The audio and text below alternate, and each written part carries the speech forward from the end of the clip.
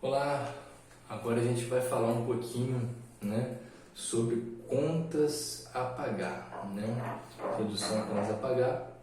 Assim, a gente vai estar conhecendo um pouquinho desse universo administrativo, Então vamos lá.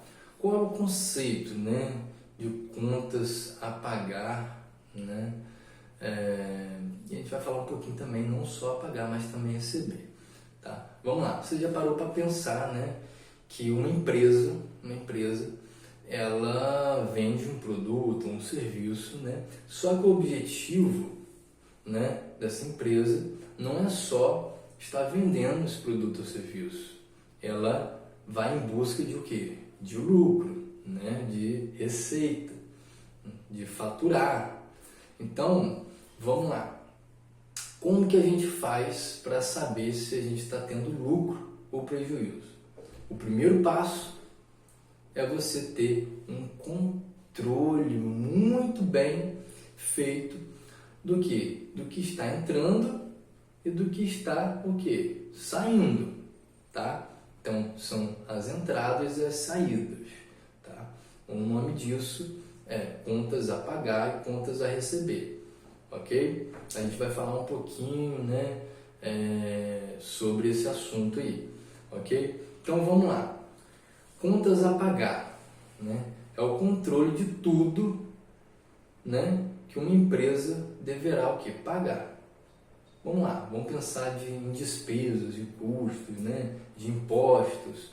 Tudo que vai pagar, a gente tem que selecionar e colocar em uma área, ou em um sistema, ou em uma planilha, separar tudo que vai pagar, A gente ter todo esse controle, O que é, se vai pagar agora, aí a gente vai colocar data, se é curto prazo, médio prazo, se é um valor parcelado. Então a gente vai deixar tudo detalhadinho do que é, quando vai pagar, qual o valor desse pagamento, tá certo? E a gente também tem que lançar também o que? As receitas. Como que você paga uma conta? Você tem que ter dinheiro, então você tem que lançar de repente numa planilha ou no sistema, tá certo? Todas as entradas de dinheiro, tá? Que você está recebendo ou vai receber, Essa promessa de recebimento, seja ela, por uma venda faturada, você vai receber por PIX, por boleto, enfim, o depósito, transferência, ou se você vai receber agora, ou daqui a 30 dias, ou se vai ser parceladinho, se for um cartão. Então vamos lá. Você vai colocar tudo lançadinho ali também. Data que vai receber, quais são, empresas que estão pagando, ou pessoa física, tudo certinho, detalhadinho, tá certo? Então isso daí é você está lançando, Então contas a pagar e contas a receber. Agora vamos lá. Qual a importância desse controle, A importância desse controle é o quê? Evitar, primeiramente, prejuízo. Se você tem tudo lançado, tudo bonitinho, você vai evitar, primeira coisa, prejuízo, Se você faz o controle, você sabe muito bem o que está saindo, o que está entrando. Então, se você tem tudo bem, reguladinho, lançando diariamente isso daí numa planilha ou num sistema, você não vai ter dor de cabeça, sem saber, se você está tendo lucro, se está tendo prejuízo, enfim, você não vai correr riscos, de estar perdendo dinheiro sem estar sabendo, você vai ter um maior controle, tá?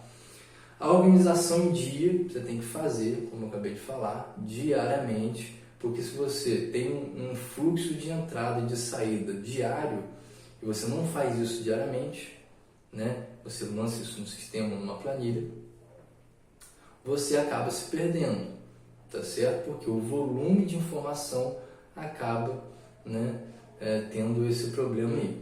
E como fazer essa organização? Como eu acabei de falar, existem planilhas em Excel, por exemplo, que dá para você fazer, tá certo? Ou pode ser feito também em sistemas, como software, né, que a gente coloca no computador, no hardware, ou um sistema em nuvem, né, que são sites, né, que você consegue fazer, né, você fazer esse lançamento de despesas e de receitas.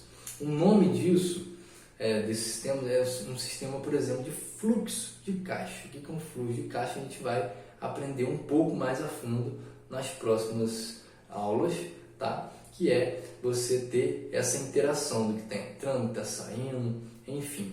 A gente vai conseguir entender melhor um pouco o que contempla aí, né, dentro de um fluxo de caixa.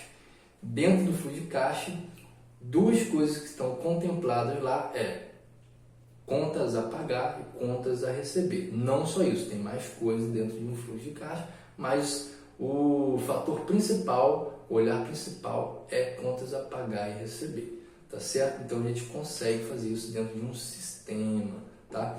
Então o que vai acontecer? No contas a pagar você vai fazer uma listagem, né, e vai fazer uma classificação, né, com separação de contas, né, vencimentos a curto, médio e longo prazo, né? Separar, por exemplo, despesas pessoais de despesas empresariais dentro de pequenas empresas e até médias empresas. Às vezes a gente costuma ver, né, empresários cometer esse erro, que é juntar contas pessoais empresariais, funcionários tendo que fazer pagamento pessoal, né, na conta empresarial, enfim, faz uma bagunça e às vezes com isso, né, acaba perdendo dinheiro, perdendo o controle desse contas a pagar e receber. Então o ideal é ter uma conta jurídica para a empresa, né, para movimentação de dinheiro, e uma conta pessoa física para a movimentação dos pagamentos, né, de despesas pessoais, né, desse empresário, tá certo? E você também, se você, né, já trabalha, tem um negócio, enfim, faça isso, separa a sua conta, né, para o seu negócio e uma conta para você. E não faça, né, os lançamentos juntos, tá? Faça uma planilha, fluxo de caixa pessoal da sua residência, do seu, né, pessoal, e faça um fluxo de caixa da sua empresa separado. Não misture, não coloque uma conta ali que seja da empresa no seu pessoal, do seu pessoal na empresa. Você vai fazer dentro do lançamento do sistema, né, ou da sua planilhas separadas também, ou sistemas separados, tá certo?